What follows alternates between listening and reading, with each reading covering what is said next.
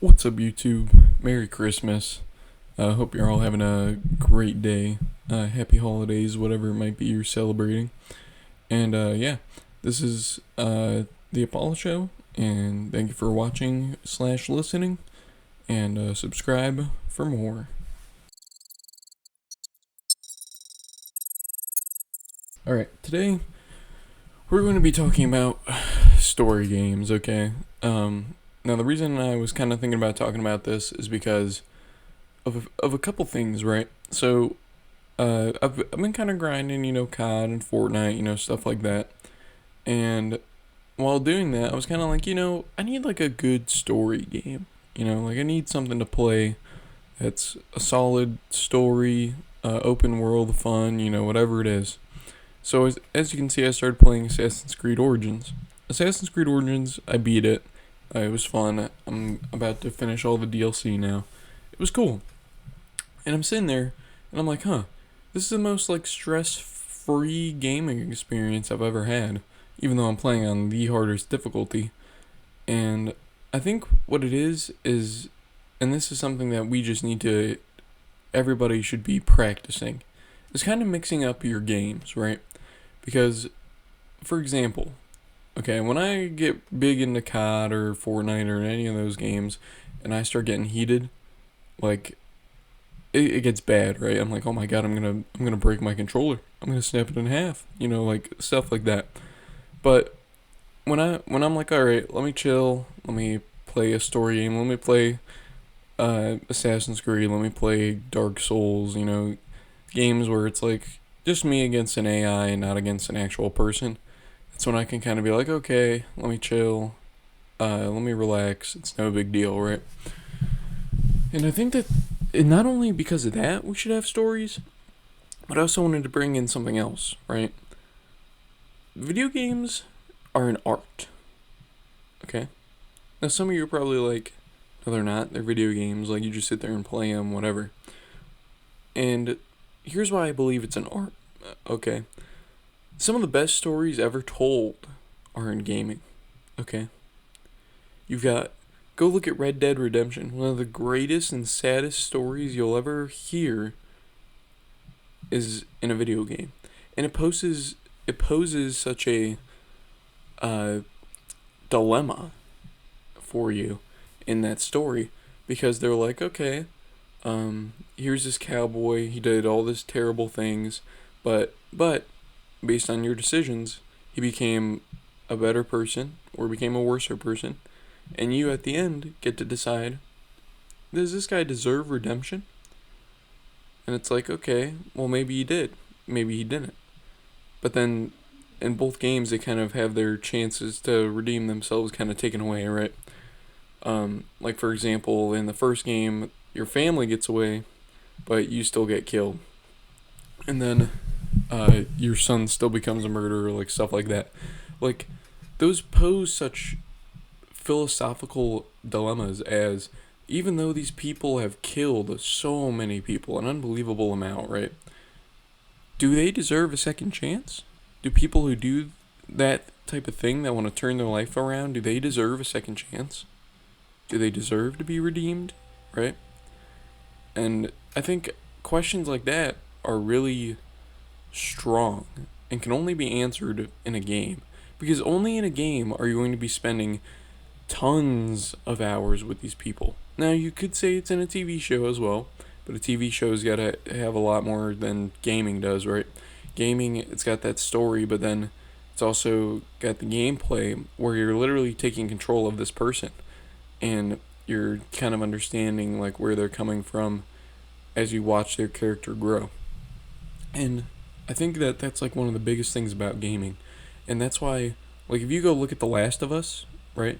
The Last of Us 1 is regarded as one of the best games of all time, while a lot of people think The Last of Us 2 is one of the worst sequels of all time, right? Now, me personally, I was a big fan of The Last of Us 1. Even though I don't have PlayStation, I watched people play it. And still, even though I didn't play as Joel, I still was very hurt when Joel died, okay? Because Joel, he was a goat, right? But at the same time, Joel was this horrible person, Okay, if you think about it, he was very much a shoot people, ask questions later type person, right? But because he was able to survive so long, because to us it was like, oh, what a cool dude, whatever. We were upset when he gets killed in the second game. Now I've seen the arguments on both sides. Okay, I've seen people saying, okay, he needed to die, and yes, either way he's gonna die. But I think the issue that a lot of people have with that game is that the death was so brutal and so terrible, right? Oh my god, he didn't deserve that death, whatever. I don't think he did either. I think he deserved to kind of go out in a cooler way. I think they could have done a better job with the Abby character, because everybody hated her. Nobody wanted to play as her. Everyone wanted to play as Ellie and see Ellie get her revenge. But then The Last of Us, once again, poses such a good question, even though the story was executed so poorly, right? So the question was like, okay, if revenge is all you want, right? What are you willing to give up to get revenge, right? Because throughout that story, Ellie loses everything, right? So first she loses Joel, okay? That's her father figure. She's like, okay, we're going to go on this big expedition now. And then she loses her friend, the Asian guy, I think his name was Jesse. I'm not 100% sure. He gets shot dead, right? He's dead. And then she loses so much of her humanity because she's doing such terrible, terrible things. She murders all of Abby's friends, including a pregnant woman, okay? And then when she... And then her, Joel's brother, he gets shot, and bro can't, really walk anymore. And then, so Joel's brother gets mad at her for not wanting to go hunt her down, but then her wife says, oh no, don't do it, please don't do it, come on, I really don't want you to leave us. And then she says, no, I gotta do it. And then her wife leaves her, right? And then she gets her freaking fingers bit off, so she can't even play guitar anymore. She has nothing left, right? So I think the question the game is giving us is, you might give up all of that for revenge, but what would you really have at the end? Right? And I think it's a good question to ask. I just think the execution of the story itself was poor, right? So I think that's why we need stories in gaming, right? And that is why, Call of Duties that try and got rid of the campaign, Black Ops 4, right? Or if they have a bad campaign, like Vanguard, right? People hate them, right? In some cases, they manage to slip by. Black Ops 3, that's a case. That campaign was terrible, but the rest of the game was amazing, okay? It's just so weird, because for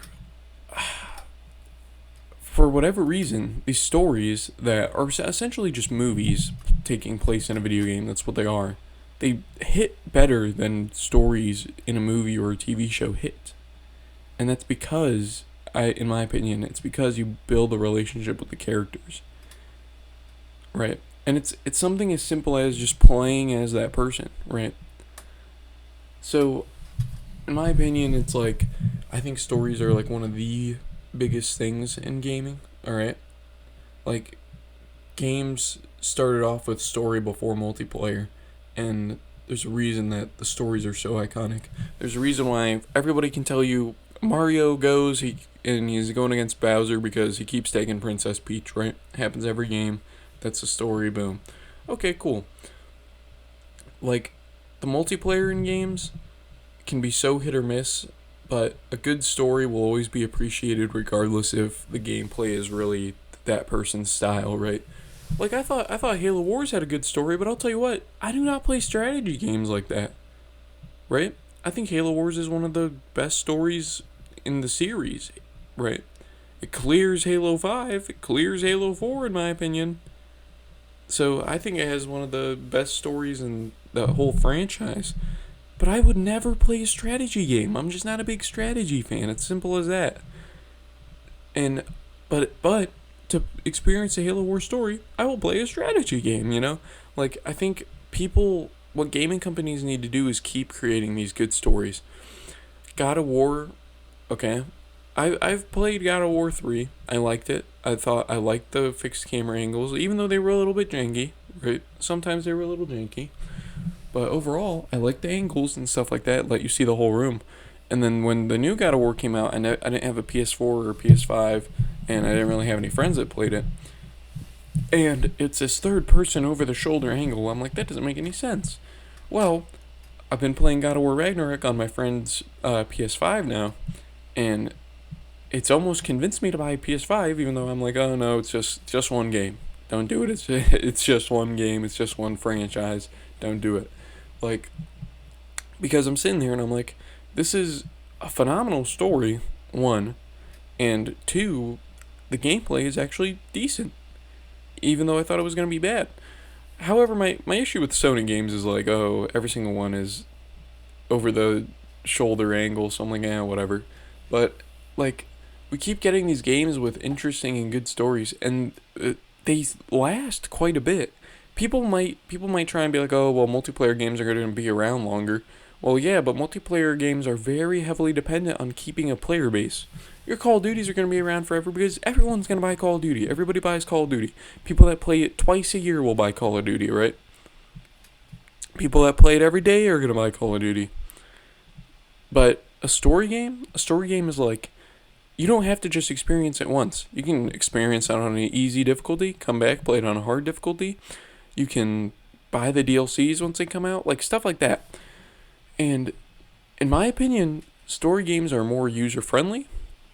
They're better expenses of your time, right? And you will actually learn something from it. Like, let's look at the new game High on Life. Everybody keeps talking about High on Life. The clips are everywhere. The guns talk. Oh my god, it's the Rick and Morty game, whatever.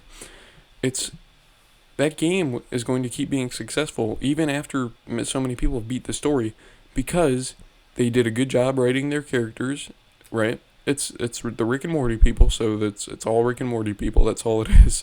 But they did a good job with it. The gameplay is actually fun, and then once they release DLCs, people are going to buy the DLCs because they want to see more of the game, right? They want to experience maybe new guns, or maybe just play through levels with all their guns. Like, that's the stuff people want to see, and this is why I think the gaming industry needs to stop everybody going for this live service bullcrap, right? Like, let's look at Halo Infinite. Halo Infinite's story, it was okay. It wasn't anything crazy. And I think that's really the issue with Halo Infinite, is that even if their multiplayer is as bad as it is, if the campaign was immaculate, if it was so good, right? If they'd actually done something interesting, and like actually like beyond anything we've seen, then we would have all been like, okay, well, that multiplayer might suck. The microtransaction system is trash.